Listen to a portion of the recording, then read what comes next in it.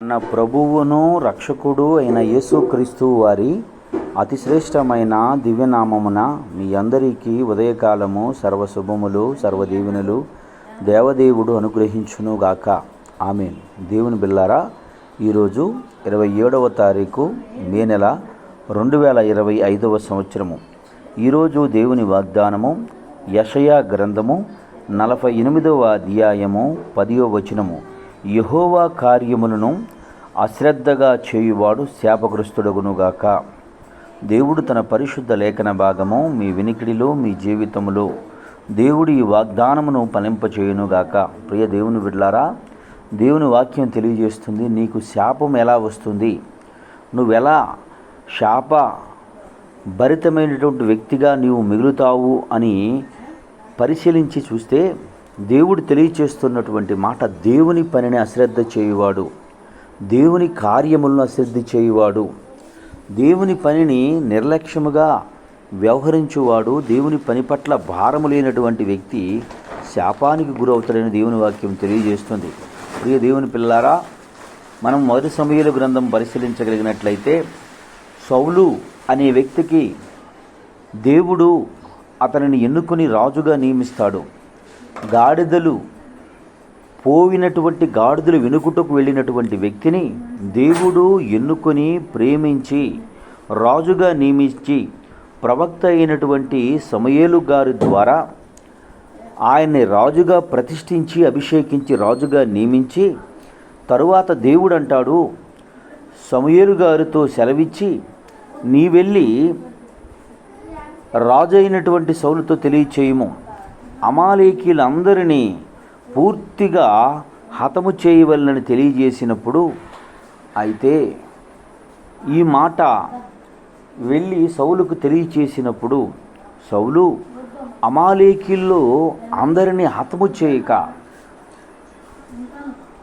అతని కంటికి ఇంపుగాను అతని మనసుకు నచ్చినవిని జాగ్రత్తగా ఉంచుకుంటాడు.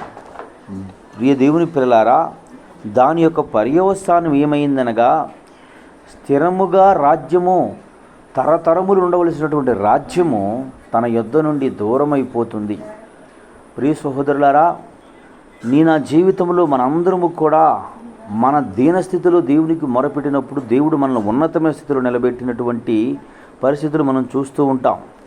ఉన్నతమైన స్థితిలో ఉన్న మనము ఉన్నట్టుండి ఒకే మారుగా ఆర్థికపరమైన విషయాల్లో కావచ్చు, ఆరోగ్యపరమైన విషయాల్లో కావచ్చు, శారీరకమైనటువంటి విషయాల్లో కావచ్చు, ఉన్నతమైన స్థితిలో నిలబడినటువంటి మనం ఒకేసారి కృంగిపోతాము. దాని యొక్క కారణం ఏమనగా, ఆరోగ్యము లేనటువంటి వ్యక్తికి ఆరోగ్యము వచ్చి మరలా తాను కృంగిపోయే స్థితిలోకి రావడానికి కారణం ఏమనగా, తెలుసో తెలియకో తాను చేసినటువంటి అశ్రద్ధ, దేవుని పని పట్ల నిర్లక్ష్య వ్యవహారి.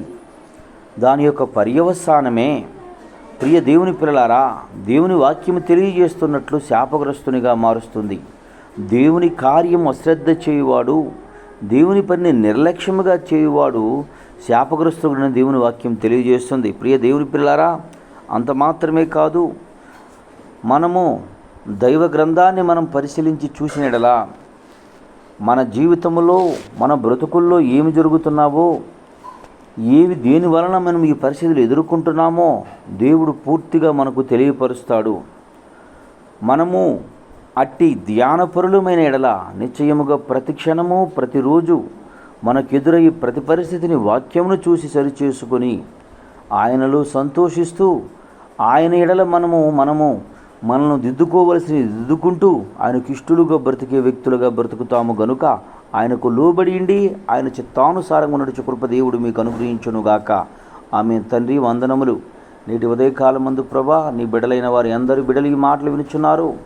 వారందరి జీవితముల్లో దేవా ఈ మాట తండ్రి నిత్యము జ్ఞాపకం ఉంచుకునే వ్యక్తుల్లా వారిని ప్రేరేపించుము, ప్రేరణ కలిగించుము. దేవుని కార్యముల శ్రద్ధ శాపమునకు గుర్తని తెలుసుకొని ప్రభా, ఇవ్వబడిన ఆశీర్వాదానికి వారసులై ఆ ఆశీర్వాదాన్ని స్వతంత్రించుకుని నీకు సాక్షిగా బ్రతికే కృప దయచేసి నడిపించి బలపరచమని యేసయ్య నామం పేరట ప్రార్థన చేయుచున్నాను మా పరమ తండ్రి.